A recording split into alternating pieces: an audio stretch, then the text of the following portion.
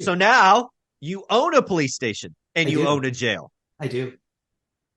What how do you turn this thing into your vision? What happens first?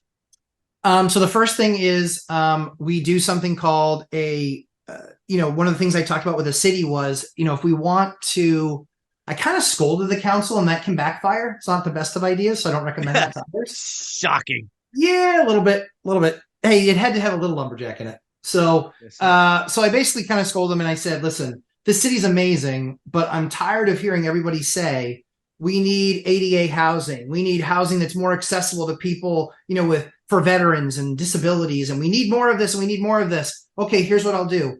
There's a part of this building that is literally perfection. You wheel out to a sidewalk. If you're in a wheelchair, you wheel out to a sidewalk where you can literally go down the sidewalk and you have public transportation on the next street, or you have two handicap parking spaces right in front of the building nice. where you can be picked up. And I said, this is crying for that type of investment. And I'm willing to spend the extra money to build it to an ADA spec Yep. because that will benefit the community. And I Right. said, the other things that I think the community needs is during the wintertime, much like there in Vegas, as you know, we went to Vegas earlier in the year. I took my kids to 14 different play spots because I wanted to do research of, is that something because for there, it's the extreme summers. Right. For here, it's the extreme winters.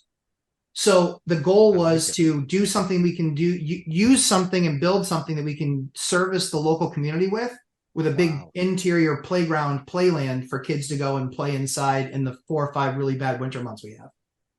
Look at you. Who doesn't think the lumberjack has a big heart? And It's in there somewhere. It is. It is. I mean, we don't, usually we don't share it because, it's not really, it's not really the thing that I'm focused on, but we wanted to do a project that would make a difference. And so what will make a difference is we'll be able to do 4 where the offices were for the police station. We'll be able to do 4 2-bedroom units up there. It's all just a shell. So we'll be able to restud it and make our own room sizes and everything. We're working with an architect to do that. And then the first floor will be a playland, hopefully some sort of like an eatery that we can help build their business with as we're building the playland. Now, let me just make sure the playland and the eatery, these will be leases to you. You're not going to operate a playland. I'm going to operate playland.